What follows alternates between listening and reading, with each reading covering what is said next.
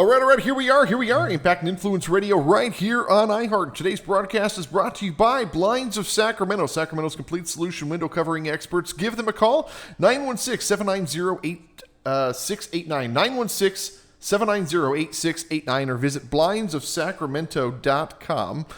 Today, we've got Darren Paquette. We've crossed paths many times now, going to the different networking events, and he puts on one hell of a show with your morning events out in Roseville. That was a really good event. How you doing, brother? Doing great. How are you? I'm good. You excited to be here? I am. Yeah, it was a good drive out here. You took your hat off though. I did. I wasn't sure if the headphones would it work over the headphones. I don't know. Let's try it. This is a tight one too. You got to keep the groove. It doesn't quite work. A top hat. That looks amazing. So I think before we get into the who are you and what do you do and all of that, what's the story with the hat? My grandfather wore fedoras back in the day, and I guess that has a part to do with it. But I'm also a big Social Distortion fan. Okay. And the singer wore fedoras, and like their first two logos, they're still have the second logo as their main one. They're wearing a fedora.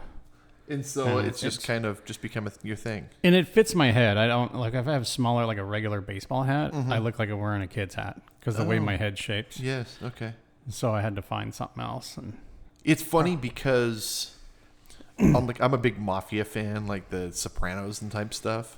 And so when I do the hats, I do the Panama hat, the Mafia, that's like the Sinatra hat with the bigger bill, you know?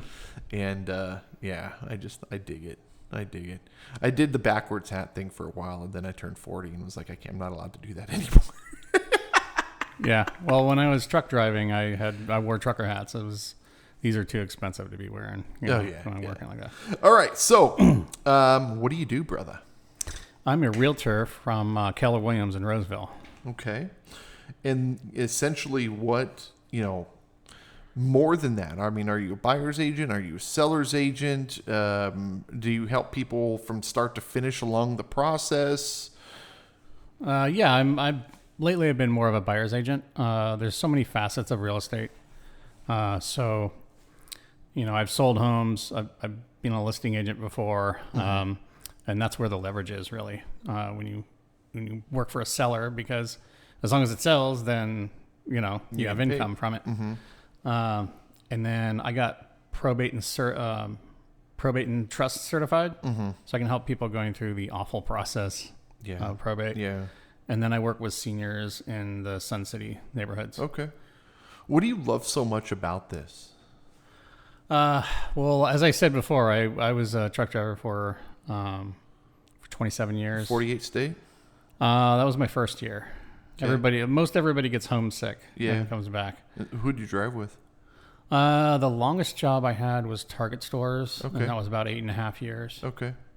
And so when you were 48 state, were you driving with any of the private outfits? Werner Enterprises. Werner? No kidding. Yeah, we're a Werner family. I asked because we were a truck driving family. And so my stepdad, he started with Stevens Transport out of Dallas.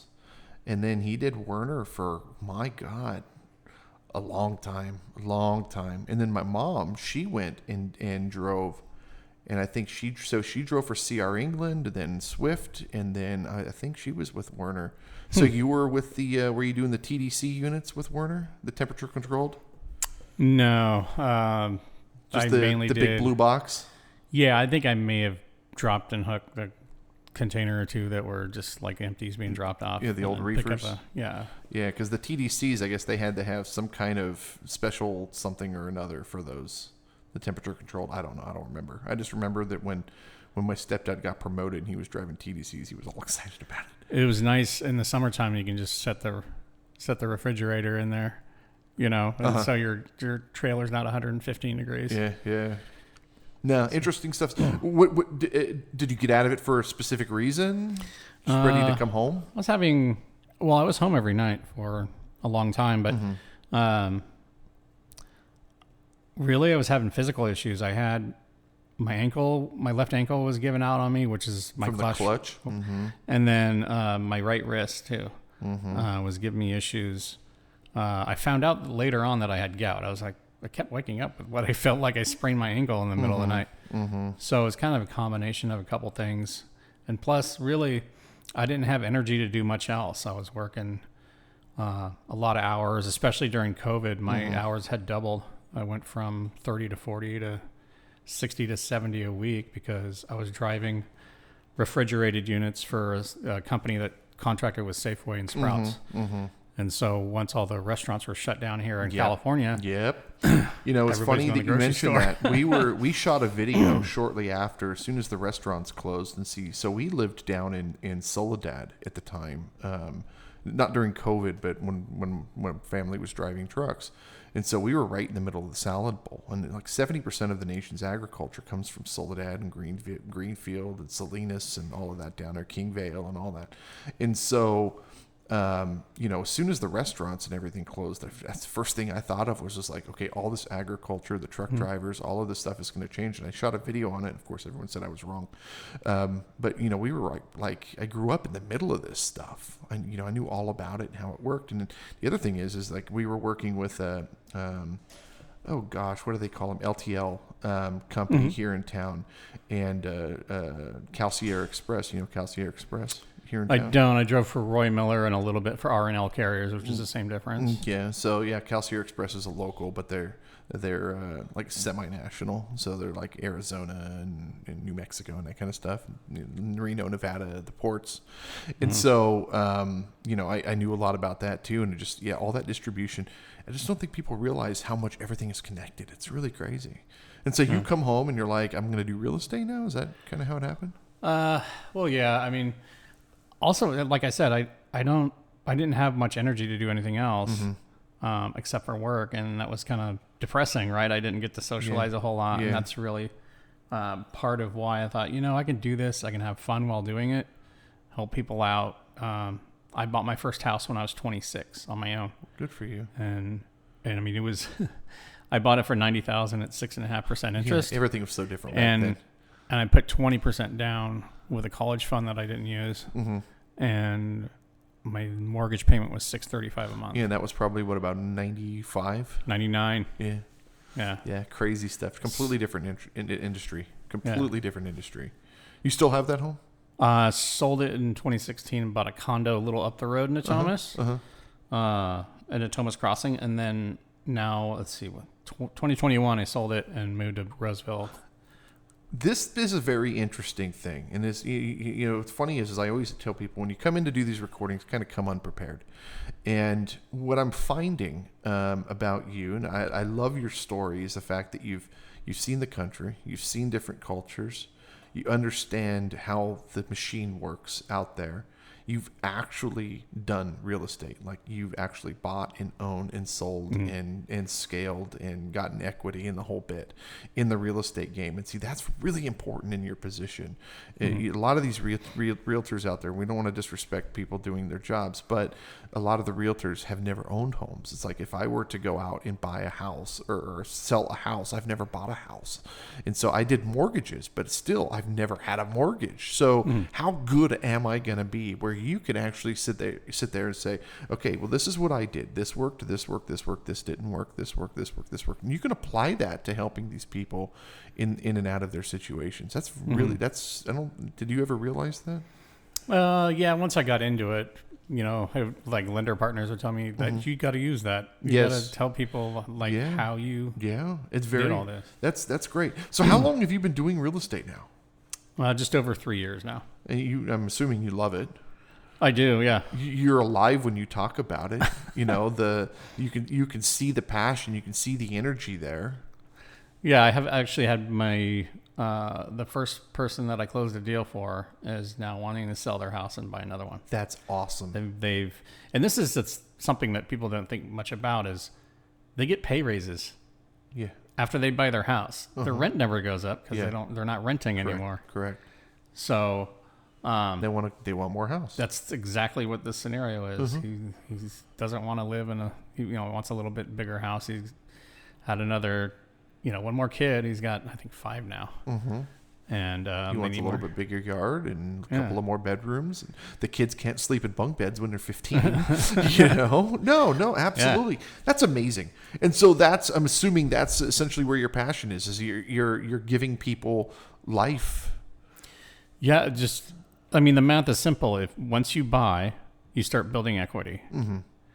When you're renting, you're just paying somebody else's mortgage. Mm-hmm. And the difference between someone that buys a house, their net worth, and that of someone that 100%, rents, 100%, is exponentially more. Yeah. Well, no, I'm a renter, and it's funny because personally, I like renting for where I'm at in my life and the liabilities that I have as doing the intellectual properties that I have. It makes more sense to have, and we could talk about that off mic. But the point is that, for somebody that's they work for the state or they work for the federal government and they want to retire, and they're a fireman and they're going to retire, absolutely buy a house, have a house, and have all that stuff. But it's tough when you're a business owner. Everything is just all over the place sometimes. It's tough for people. It's tough for people. One year you do really well, the next year you don't do as well, and you're like, well, I just scaled up in my house. Now I got to pull equity out, or something like that. Yeah. Types of clients. What types of clients are you looking for? Some of my favorites are first-time home buyers. And then I work with the senior community as well. So I'm just kind of all over the map, still exploring, the different areas of real estate. From what you've gathered so far, really, what is your favorite though? Is it the older, the empty nesters that they're thinking about selling and getting out of it? Is it the people that are getting into the home for the first time and you're giving them these new opportunities? I think there's nothing but joy. The joy from the first time home buyers, like handing them the keys after the escrow and everything. Yeah. And just, they can't believe it that they've done this. Yeah. Not a whole lot of things top that in real estate. I don't think not a lot of things top that in life. You have 3 moments in life. You have your wedding day, you have your first child, and you have your first house. That's it. That's what you've got in life. And I think that what you're doing, what I love about the industry that you're in is the fact that, you could work at a popcorn stand, you're selling popcorn. Okay. You can work at an ice cream stand and you're selling smiles, right? But you're selling life. You're selling what every single person on this planet needs: a home to live in. And again, whether it's renting or owning, but they need a home, and you're giving people that opportunity. That's just, you can't take that away from them. Yeah, and I don't turn down opportunities like if somebody wants to buy a mobile home or sell a mobile home. Everybody, that's exactly my philosophy. Everybody needs a house. Yeah. Mm-hmm. So, if they're looking into, something that's less expensive, then there's always that option. No, I love it. I absolutely love it. Outside of work, you had mentioned outside of work you have some passions. What's your thing outside of work other than social distortion? Staying active. Have you seen them live yet? Oh, many times. Yeah. I think I missed them. I missed them last time they came to the Hard Rock. It was at the day before New Year's Eve a couple of years ago. It was so funny. I was at the BizLink this morning, and Robin, a little notary, she walks up and she goes, "Did you see Dog Stars coming to town?" And I'm like, "Oh, no way!" Because we saw Dog Star on New Year's a couple of years ago, which is Keanu Reeves' band. And that's awesome. All right, so keep going. So outside of work. I stay active by cycling, surfing, playing hockey, and just started working out again about a month and a half ago. So you were talking about hockey. You're playing ice hockey, right? Yeah. How was that? It's a lot of fun. I'm just practicing. I'm not on a team right now. Do people really beat the crap out of each other? Or is that all for show? That's professional era. That's full contact leagues. But are they really fighting, or is that just for fun? Is like pro wrestling? They're definitely really fighting. It's funny. There's like a warrior's code in there, where they have to agree first. Like, you want to go? Oh, okay, really? Yeah. No kidding. Yeah, and they'll do it at the face-off circle. They'll just Are go. Are you serious? Yeah, let's go. Because it's actually like a game strategy to get the fans going. I had no idea. Yeah, that is so cool. So why can't we do that in baseball on the pitcher's mound? It happens once in a while, but yeah. Yeah, but there's always fines. Yeah, these guys sit in a box for 5 minutes and come back out. Yeah, that is awesome. Okay, and then so you surf, like legit surf. Yeah, I go out Like to these Bolinas, Bodega Bay area is north of there. I'll go there. And you get the wetsuit. You can take your Volkswagen van with the surfboard and the whole bit. It's a Subaru, but yeah. I stand up paddle surf actually, and then I have a boogie board for backup in case. Now, are you afraid of the munchies? The I have a shark bands, so it's a magnetic device that you can put on your leash or put it in your board short pocket. Okay, talk to me about this. It has a magnetic signal that overloads their sensors, and so they swim away real quick. You know, because a good friend of mine was killed by a shark. He was eaten by a shark. And I'll tell his story until the day I die because he was just such a good man. But Tom Smiley, he owned optometry in Granite Bay. He had a condo out in Maui, and he was killed. He was he ate his leg and he bled to death. Oh wow! Right in front of his wife, Gail Smiley, probably the sweetest woman I've ever met in my entire life. And I'm just gonna, like I said, the Smiley family. Their name says it all. They're I wonder just why amazing that people. Name sounds familiar. Because they're like amazing people. Like seriously, they're just some of the best people on the planet. And so Tom's legacy really was he was outside of work he was a race car driver. And so when I had my motorcycle business, we'd supply them with all the racing stuff. And so why the hell didn't he have this little device? Is this something new? It's relatively new. How long ago was this? 10 years ago. Oh, I think because these guys are from Southern California, if I remember right, and one of them got bitten by a shark, and they tried to figure out a way to deter them with this technology. Now, is this thing foolproof, or is it essentially like a deer whistle on the front of your truck? Like it could potentially work. It's supposed to. Well, I don't think anybody's going to give a 100% guarantee, but yeah, you're going to go swim at the Farallones, you're going to get bit. I've seen the tests where they hang a dummy leg down off a board, and they come up. You can see them swim up, and then they dart away. But I don't like how close they get. It seems like. Have you done the whale watching thing, like the real whale watching thing? Like go out to Monterey and they take you out to the middle of the ocean. Like I did in Maui. Do they take you like way the hell out there where the water's black? It's like not even blue anymore. It's black, and like the orcas and stuff are out there. And oh my God, I think about my mom says go whale watching. It's gonna change your life. It's life changing. And now I think about it, and I go, that's the stupidest thing I think I've ever done in my life. Did it in Alaska last year, actually, too. And, I mean, the whales, they come out of the water in 30 feet, 40 feet in the air. They come out of the water and they come crashing down. I'm like, this thing's going to land on. You know what I'm talking about, though? Yeah. That doesn't, you're out there swimming with these things. Well, the ones in Alaska are a little more subdued. They stick their tails out of the water. That's about it. But again, you're out there surfing and stuff. You got some cojones, brother. There's some big stuff in that water, dude. What can I say? I'll tell you, I'm relieved. There's going to be a wave park right around the corner from my house. And you're just going to go out and surf off Fittyment, like where the new Sac State campus is going to be. They're going to have a wave pool there. That's badass. That's cool. Because we have one of our advertisers in the magazine's a rock climber. Have you talked to Justin Leach? No. I got to get you connected with Justin. This guy, he's like you, but with rock climbing. And I think he's in Italy right now, if I remember correctly. And is he in Ireland? I don't remember. Did he climb that skyscraper? Is that him? No, but he knows the guy. Oh, really? He knows the guy. Yes, because we were talking about it right before he was going to do it. Yeah, but no, he literally climbs mountains and he does the face and he does with and without the harnesses. I mean, this dude's nuts. Yeah. And I just think about it. I'm like, you guys have way bigger cojones than anything. I mean. I already do way too many dangerous things. I'm not going to go rock climbing. Amazing. It's amazing to me. I love it. What else outside of that? That's pretty much it. As far as interests, like extra interests, cycling. This is that time of year where you get dust off the road bike and start riding. I got a trail right behind my house in Roseville, so try to do 5 or 10 miles per day. That's awesome. Good for you, dude. No, seriously, good for you. And do you find that, I want to start wrapping up, but do you find that all these extreme sports that you're doing, do you find that this is like, it's a good balance to take you away from the work, or does it guide you back to the work? Well, for one thing, I don't run out of energy. I don't want to run out of energy in the middle of the afternoon. So that's part of, and plus it's fun, right? I like, going on a nice downhill on the on the road bike after I just did a climb or on the ice. It's kind of the best way to start my week is to get on the ice and slap pucks around. And, maybe I had a tough weekend of open houses and I want to see how fast I can make the puck go, as I thought. Cool. That's cool.